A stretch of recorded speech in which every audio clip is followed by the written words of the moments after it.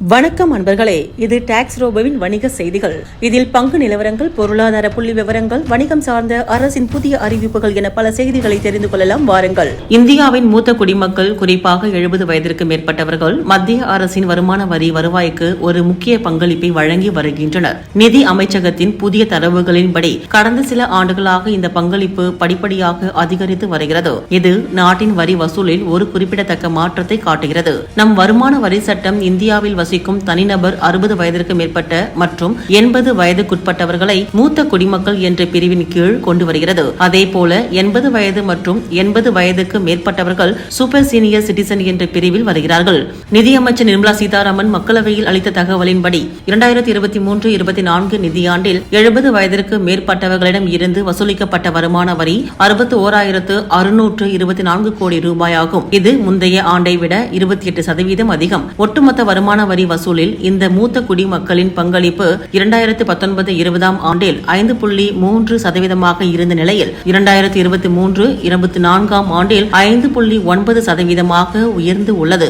மூத்த குடிமக்களின் வரி பங்களிப்பு அதிகரிப்பதற்கு பல காரணங்கள் கூறப்படுகின்றன. அதில் நிதி ஆலோசகர்களின் கூற்றுப்படி இது அதிகரித்து வரும் பணவரவு, சிறந்த வரி அமலாக்கம் மற்றும் நிதி குறித்த விழிப்புணர்வு ஆகியவற்றின் கலவை என்பது முக்கிய காரணிகளாகும். மூத்த குடிமக்கள் இப்போது வெறும் ஓய்வூதியத்தை மட்டும் சார்ந்திராமல் நிலையான வைப்பு தொகைகள், தட் இஸ் பிக்ஸ்ட் டெபாசிட்ஸ், ஈவுத்தொகை எனப்படும் டிவிடெண்ட்ஸ், மூலதன ஆதாயங்கள் அதாவது கேபிட்டல் கெயின்ஸ் மற்றும் வாடகை வருமானத்திலிருந்தும் கணிசமான வருவாயை ஈட்டுகின்றனர். பங்கு சந்தைகளின் வலுவான செயல்பாடு மற்றும் வங்கி வைப்பு வட்டி விகிதங்களின் உயர்வு ஆகியவையும் இந்த வருவாயை மேலும் அதிகரிக்க செய்கின்றன.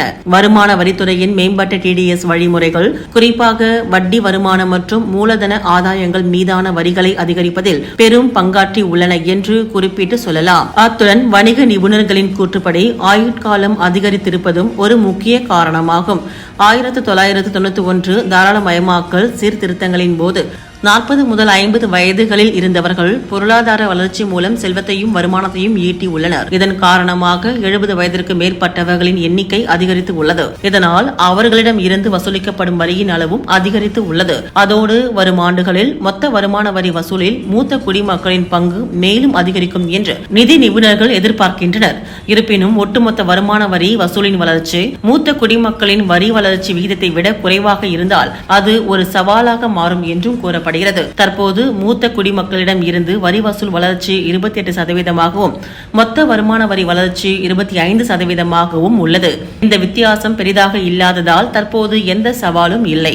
ஆனால் எதிர்காலத்தில் இந்த வித்தியாசம் அதிகரித்தால் அது அரசுக்கு கவலை அளிக்கக்கூடிய விஷயமாக மாறலாம். இருப்பினும் தனது குடிமக்களின் வருமான வரி சலுகைகள் மூலம் நாட்டின் மூத்த மற்றும் மிக மூத்த குடிமக்கள் மீதான வரி சுமையை குறைக்க அரசாங்கம் முயற்சித்து பல்வேறு வரி சலுகை உள்ளிட்டவற்றை செயல்படுத்தி வருகிறது.